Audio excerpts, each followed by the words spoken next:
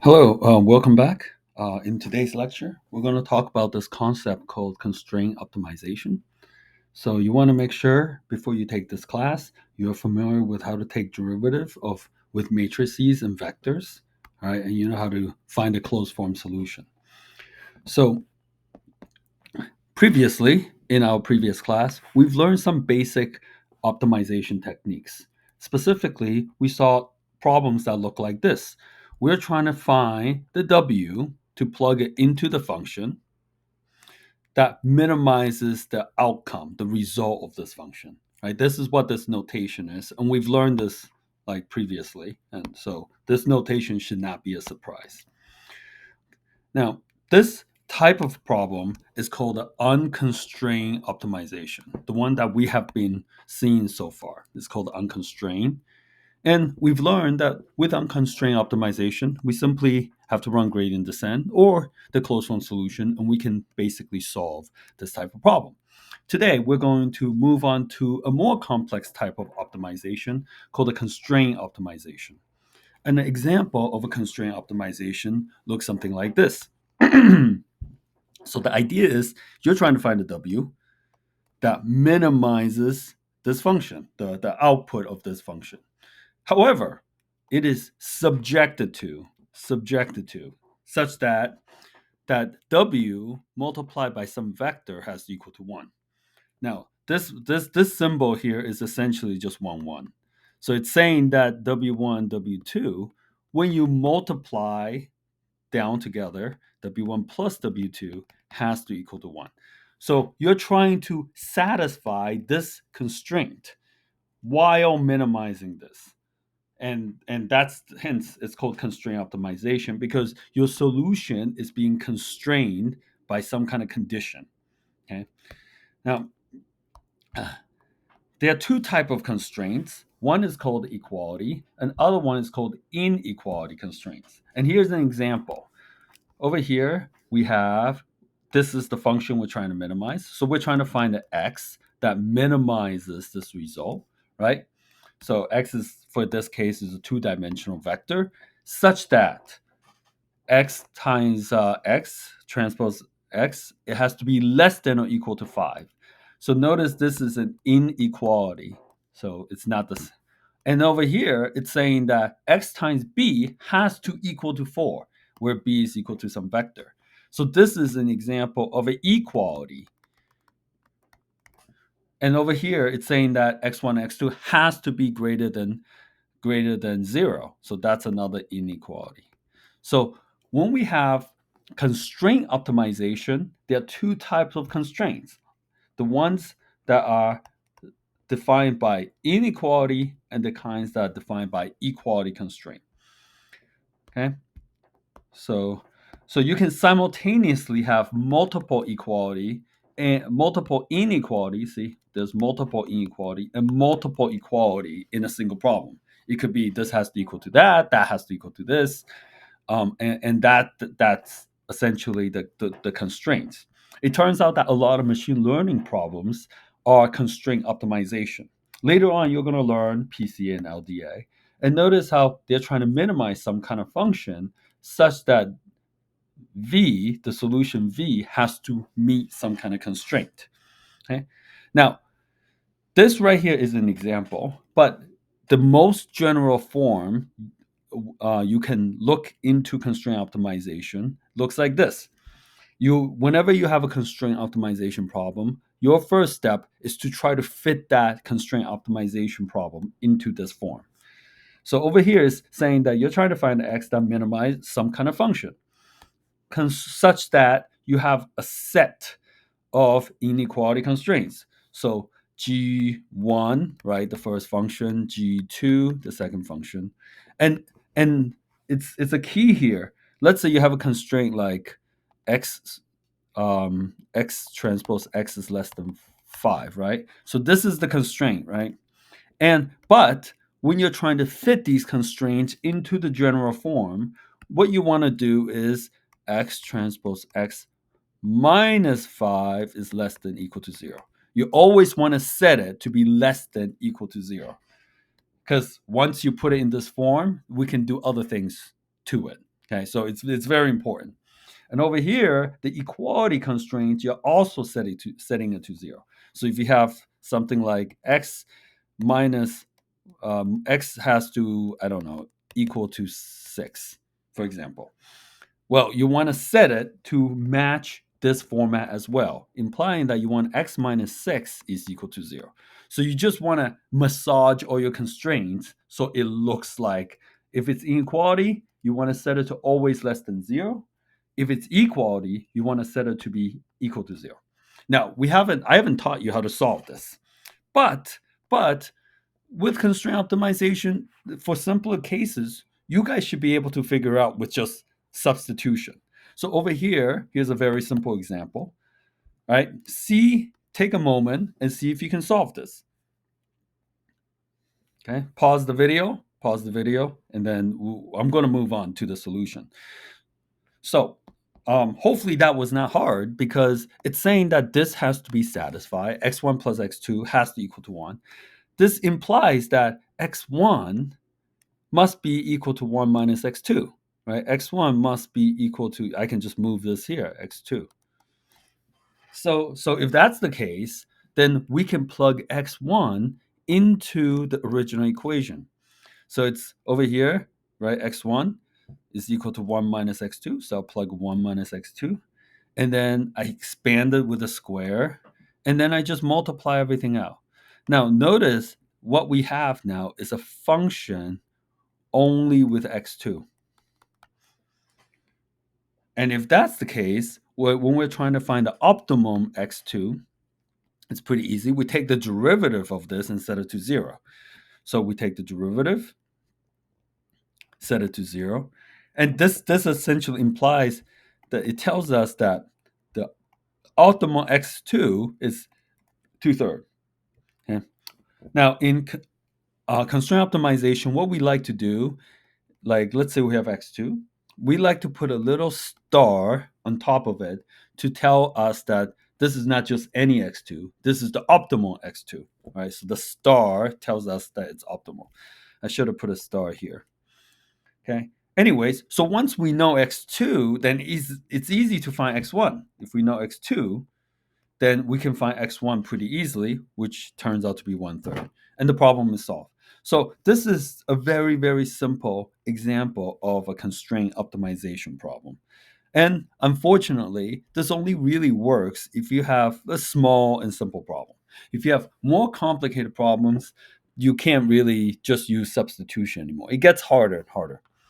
So another possible method is to what we call the brute force method, right? So if with a brute force method, what you could do is you could just randomly generate x1 and x2, just randomly generate them such that the solution, is equal to 1, right? When they add up, as long as you generate x1 and x2 that satisfy this condition.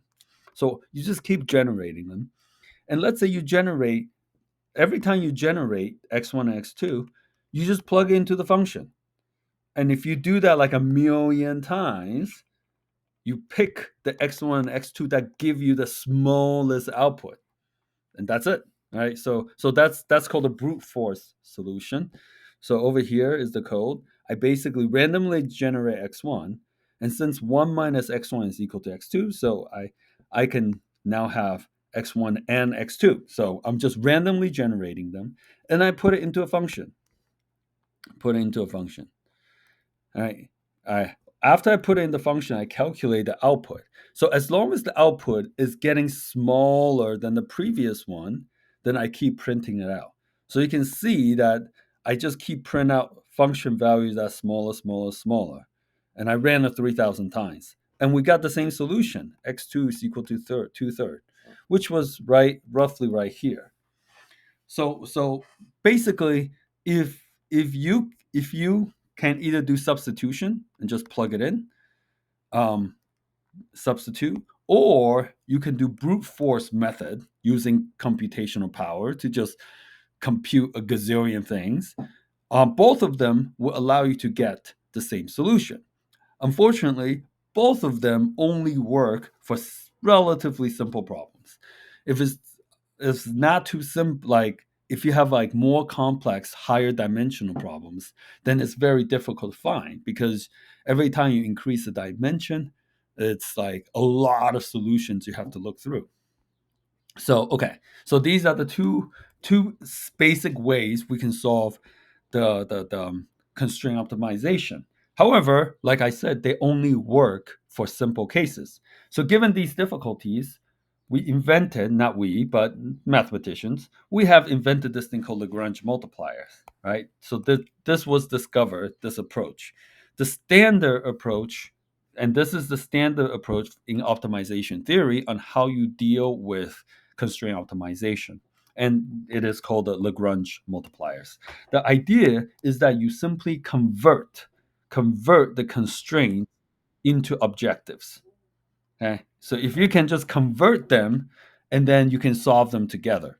So for example, we had this constraint x1 and x2 is equal to 1. So like I said, we want to put it in the standard form. So we change it to x1 plus x2 minus 1. That way we get this equal to 0 approach, right? So once we have this, then we add the we add this like constraint directly into the objective. And so over here, this was the problem. And this is constraint, and we're going to directly add it. So right, this implies that notice how we added this right here, right? And we multiply by a lambda. So previously, this is the objective. Now we have the objective plus the constraint multiplied by lambda. Now you might be asking, what is this lambda? Well, this lambda is called a Lagrange multiplier. And this is a value, it's a constant value, and you have to find it. So if you can find this along, then along with these, then you essentially solve the problem. So for now, we don't really know the appropriate value for lambda. Let's look at how we could solve this using the Lagrange multiplier method. Okay, so given the problem, right, I convert it into a Lagrange multiplier. Then essentially, we don't know what lambda is. All right. So to demonstrate the point I'm trying to make, let's assume that lambda is equal to 0. Well, if lambda is equal to 0, it means that this doesn't exist. So you're saying that essentially there's no constraint. So if we solve it with lambda equal to 0, then we simply have to take the derivative, set it to 0. So if we take the derivative of this, set it to 0, this implies that like if x1 times 4 is equal to 0, x2 times 2 is equal to 0, then the result is simply 0. x1 x2 is equal to 0. So this basically tells us that 0 is the minimum value that we can like use to minimize this function. However, if x1 and x2 is equal to 0, well, that doesn't equal to 1. So basically, because we picked the wrong Lagrange multiplier, the constraint is not met. And when the constraint is not met, then between our between our uh, um, solution and the true constraint. So ideally, when they add up, you want it to be 1, right? But we have 0. So 0 does not equal to 1. This implies that it gives us an error of 1. Now, this is if we pick the wrong one. Now, 0 is an obvious example because 0 is telling us that we're not using any constraints. So let's change the number lambda. Instead, we are using constraints, and now let's set lambda to equal to 1. When lambda is equal to 1, let's look at the Lagrange multiplier, right? When lambda is equal to 1, then that goes away, and we only have this. So this right here is essentially what we're trying to solve with Lagrange multiplier. Okay, now we once again try to solve it by taking the derivative and setting it to 0. So if we take the derivative of this function, right, with respect to x1 and x2 and set it to 0, we now solve for x1 and x2 implying that we essentially have x1 is equal to some value, x2 is equal to some value. So previously, if the Lagrange multiplier lambda is equal to 0, we got the solution, optimum solution, x1, x2 is equal to 0. But now x1, x2 is a different number because we're taking the constraint into account. Right? So let's add them up again. If we were to add up 1/4 plus 1/2, is that equal to 1? No, this is 3/4. So it does not equal to 1. So we still have not quite met the constraint yet. But compared to previous, where the error is equal to 1, now 1 minus 3/4, the error is 1/4. So the error is significantly lower. So we've lowered it because we're increasing the lambda value. So basically, as you increase the lambda value, you're telling the optimization algorithm to take more and more and more into account these. And therefore, at a certain point, as you increase lambda, you are going to meet this criteria. Okay? So this observation indicates that we can kind of play around with the lambda value and increase it more and more to get to a point where we can essentially satisfy the constraint and minimize the problem. Okay, so now let's try to solve this objective again, but this time with lambda 4/3. So pause the video, see if you can solve this, and this is going to be the part 1 of today's class.